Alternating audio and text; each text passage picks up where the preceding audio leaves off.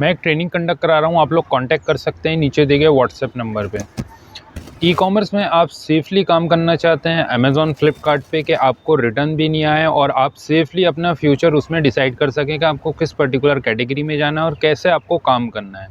तो यहाँ पे ई कॉमर्स में जो होता है, मैं थोड़ा सा आपको बता दूँ कि जब भी आप प्रोडक्ट शिप करते हैं तो कस्टमर के पास चांस रहता है कि वो उसको रिटर्न कर दे। तो यहाँ पे ये जो है रिटर्न का चांसेस 20% रहता है ओवरऑल, अगर हम माने ई कॉमर्स के बिज़नेस में। अब यहाँ पे हमें सेफली चलना है, हम 20% नहीं, हम ये चाहते हैं कि हमारा और भी कम रिटर्न आए और हमें प्रॉफिट अच्छा हो, प्लस हम काम अच्छे से कर पाएँ ई कॉमर्स में। तो अमेज़ॉन फ्लिपकार्ट पे सबसे पहले हमें कुछ बातों का ध्यान रखना है। कुछ बातें मैं आपको बताता हूँ जिसके बेसिस पे आप अपना काम डिसाइड कर सकते हैं। पहली चीज़ तो ये है कि आप ऐसे प्रोडक्ट में डील करिए जो रिटर्न नहीं हो सकता।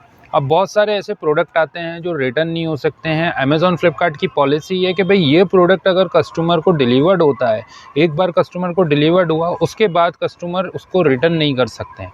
यानी कि रिटर्न का ऑप्शन क्लोज़ कर दिया जाता है अमेज़ॉन की तरफ से, फ्लिपकार्ट की तरफ से। तो ये कुछ पॉलिसी है कुछ सेलेक्टेड प्रोडक्ट्स के लिए। तो ऐसे प्रोडक्ट में डील करिए जिसमें कस्टमर रिटर्न ना कर सके और सेलर को यहाँ पे बेनिफिट हो जाता है कि एक बार प्रोडक्ट डिलीवर्ड हुआ, फिर कस्टमर उसको रिटर्न नहीं कर सकता है। अब बहुत सारे सेलर्स ये करते हैं कि ऐसे प्रोडक्ट्स बेचते तो हैं बट वो क्वालिटी ऐसी देते हैं कि जिससे कस्टमर उनका रिपीट नहीं होता। तो अगर हम सेफली मतलब काम करना चाहते हैं अमेज़ॉन फ्लिपकार्ट पे, तो हमें इस बात का ध्यान रखना है कि प्रोडक्ट की क्वालिटी अच्छी होनी चाहिए। जिस प्राइस रेंज पे हम बेच रहे हो उस प्राइस रेंज को वो डिफ़ाइन करना चाहिए प्रोडक्ट, जिससे कि कस्टमर रिपीट हो। अब इससे होगा ये कि अगर 10 कस्टमर ने आपसे परचेज़ किया होगा तो 2 कस्टमर ज़रूर आप पे रिटर्न आएँगे और दोबारा से वो प्रोडक्ट लेके जाएँगे। तो इस तरीके से हम सेफली काम कर सकते हैं अमेज़ॉन फ्लिपकार्ट पे। अगर आप चाहते हैं कि आपके रिटर्न कम आए तो यहाँ पे एक और सजेशन मैं देना चाहूँगा कि आप लो वैल्यू आइटम सेल करें। जैसे 299, 399, 499, अंडर 500 आप सेल करेंगे तो यहाँ पे कस्टमर एक बार प्रोडक्ट ले लेते हैं और अगर थोड़ा सा भी इशू उन्हें नज़र आता, सपोज़ कलर का, सपोज़ साइज़ का, तो वो उसको एडजस्ट कर लेते हैं और रख लेते हैं। क्योंकि रिटर्न करने में बहुत सारे इश्यूज़ होते हैं, जैसे उन्होंने कंप्लेंट रेज़ करेंगे, फिर कोरियर उन्हें फ़ोन करेंगे, फिर वो टाइम से आएँगे नहीं आएँगे वो भी एक इशू रहता है। उसके साथ वो कोरियर उनके साथ टाइम इन्वेस्ट करते हैं, यानी कि टैक्स वगैरह चेक करते हैं, उसके बाद वो रिटर्न लेते हैं। तो एक प्रोसेस है जो फॉलो करनी पड़ती है कस्टमर को भी। तो कस्टमर वो प्रोसेस फॉलो नहीं करने चाहते हैं, सोचते हैं कि भाई 299 का ही तो है प्रोडक्ट, रख लो, इसके यूज़ में आ जाएगा, मेरे नहीं आ रहा तो उसके यूज़ में आ जाता है, या अपने फ्रेंड रिलेटिव को दे देते हैं। तो ऐसा बहुत मोस्टली हुआ है और बहुत सारे कस्टमर से भी मेरी बात हुई है कि वो इसी तरीके से करते हैं। अगर थोड़ा साइज़ में इशू है तो वो पास ऑन कर देते हैं, किसी को भी दे देते हैं या फिर किसी से एडजस्ट कर देते हैं। कस्टमर जैसे ही उसको रिटर्न रिक्वेस्ट डालते हैं तो 4-5 दिन कोरियर को आने में लगते हैं, फिर वो उसको रिटर्न करते हैं। और अगर कोई रिप्लेसमेंट करना है प्रोडक्ट साइज़ कलर वगैरह में तो उसमें भी टाइम लगता है 5-6 दिन। तो यहाँ पे कस्टमर बेहतर ये है कि भाई हम उसको पास ऑन कर देते हैं, अपने रिलेटिव वगैरह को दे देते हैं और फिर जो है उसको नया प्रोडक्ट ऑर्डर कर देते हैं अगर उन्हें उस जैसा प्रोडक्ट चाहिए या फिर कोई भी इशू है। और जनरली मैंने भी ऐसे ही किया है कि जब भी ऑर्डर मंगाया है और कोई थोड़ा सा भी ऐसा इशू आया है तो हमने उसको पास ऑन कर दिया, कौन रिटर्न के चक्कर में पड़े। तो ये एक बहुत बड़ा बेनिफिट हो जाता है यहाँ पे। और इस चीज़ को आप समझिए कि अगर आप लो प्राइस वाला आइटम सेल करते हैं तो यहाँ पे इस तरीके का बेनिफिट भी आपको मिलता है।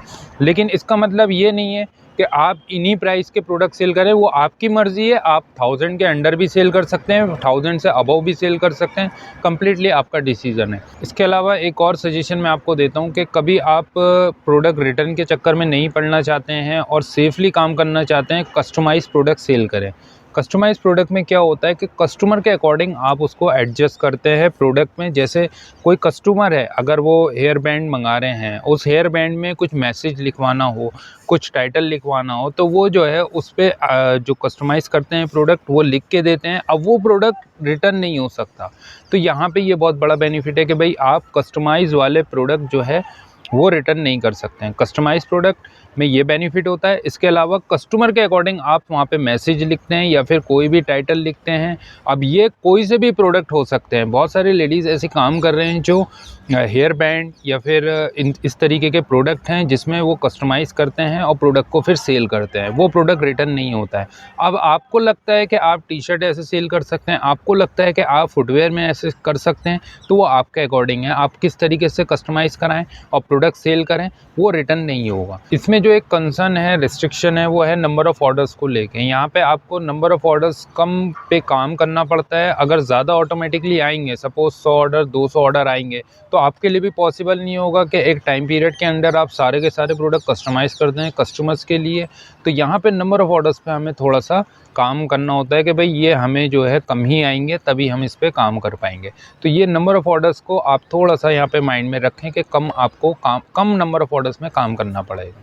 अमेज़ॉन फ्लिपकार्ट ने अपनी पॉलिसी को कुछ इस तरीके से अपडेट किया है, कस्टमर के बिहेवियर के ऊपर उन्होंने पॉलिसी अपडेट करी है। यहाँ पे सेलर को भी बेनिफिट मिला है। जैसे पहले प्रोडक्ट में 30 डेज़ रिटर्न का पॉलिसी थी, अब अमेज़ॉन फ्लिपकार्ट ने उसको चेंज करके depending on product and depending on category उन्होंने 15 डेज़ और 7 डेज़ कर दिया है। तो यहाँ पे सेलर को बहुत बड़ा बेनिफिट मिल गया है कि कस्टमर रिटर्न, अगर प्रोडक्ट साइजिंग में इशू है, कलर में इशू है, तो कस्टमर उसको with in time limit return कर सकते हैं, उसके बाद वो रिटर्न नहीं होगा। तो ये बहुत बढ़िया पॉलिसी अमेज़ॉन फ्लिपकार्ट ने अपडेट करी है और यहाँ पे मैं ये बोलूँगा कि इस पॉलिसी का सेलर्स को बहुत बेनिफिट मिला है। अमेज़ॉन फ्लिपकार्ट कुरियर से यहाँ पे ये भी अपडेट करता है कि जो भी रिटर्न कस्टमर करें उसमें सिक्योरिटी टैग ज़रूर चेक कर लें। देखिए, एक तो होता है MRP टैग जिसमें प्राइसिंग लिखा होता है, प्रोडक्ट का प्लस कलर वगैरह ये सब कुछ मेंशन होता है। दूसरा होता है ब्रांड टैग जिसमें ब्रांड का मेंशन होता है कि ये पर्टिकुलर ब्रांड है। और तीसरा होता है जो अब लॉन्च हुआ है generally most of the product में, कि सिक्योरिटी टैग, जिसमें वो टैग या तो फ्रंट पे लगा हुआ होगा जिससे कस्टमर उसको यूज़ ना कर पाए। अगर कोई इशू है कस्टमर को सपोज़ कलर में, साइज़ में, तो कस्टमर उसको रिटर्न कर ले। बट ऐसा ना हो कि कस्टमर उसको यूज़ करे, पार्टी में गए, यूज़ करा और फिर उसको रिटर्न कर रहे हैं। तो वहाँ पे ये वाला सिस्टम ख़त्म हो गया है कि अगर कस्टमर को फिटिंग इशू है तो वो रिटर्न करें, अगर नहीं है तो वो एक्सेप्ट करें और फिर वो उसको यूज़ कर ले। तो वहाँ पे वो कस्टमर टैग उसको रिमूव करते हैं, सिक्योरिटी टैग, और फिर जो है वो पार्टी वगैरह में यूज़ करते हैं। तो यहाँ पे जब वो रिटर्न रिक्वेस्ट डालते हैं तो अमेज़ॉन फ्लिपकार्ट जो कोरियर्स आते हैं उनके पास अपडेट रहता है कि अगर सिक्योरिटी टैग नहीं है तो वो उसको रिटर्न नहीं ले। अब अगर सपोज़ मुझे ये जीन्स पार्टी में पहन के जानी है, मेरी फिटिंग सही है, ब्रांड सही है, कलर सही है, तो मैं यहाँ पे इसको, इस टैग को मुझे हटाना पड़ेगा। और जब कोरियर इसको लेने आएगा तो इस टैग को वो ज़रूर देखेगा। अब ये टैग वो टैग है कि इसको मुझे रिमूव करना ही पड़ेगा, वरना ये पार्टी में दिखेगा, सब समझ जाएंगे कि भाई ये टैग लगा हुआ है। और वैसे भी अच्छा नहीं लगता प्रोडक्ट पे टैग लगा हुआ आप पार्टी में पहन के जाएंगे नहीं। तो ये ब्रांड ने जो है एक तरीका निकाला है जिससे कि उनका प्रोडक्ट यूज़ ना हो कस्टमर्स के द्वारा, और अगर कोई प्रॉब्लम है तो वो उसको वैसे ही रिटर्न कर ले। रिटर्न तो वो एक्सेप्ट करेंगे, बट ये टैग अगर हटा हुआ है तो वो एक्सेप्ट नहीं करेंगे। ये माना जाएगा कि आपने प्रोडक्ट यूज़ किया और फिर जो है आप रिटर्न करने जा रहे हैं। कुछ मेथड्स मैंने आपको बताए हैं किस तरीके से आप सेफली अमेज़ॉन फ्लिपकार्ट पे काम कर सकते हैं, और यहाँ पे आपको सोचना है कौन सा आइडिया आपके लिए एप्लीकेबल है, किस तरीके से आप कर सकते हैं। आइए ऑनलाइन सेल करिए, बहुत सारे मेथड है जिसमें आप काम कर सकते हैं।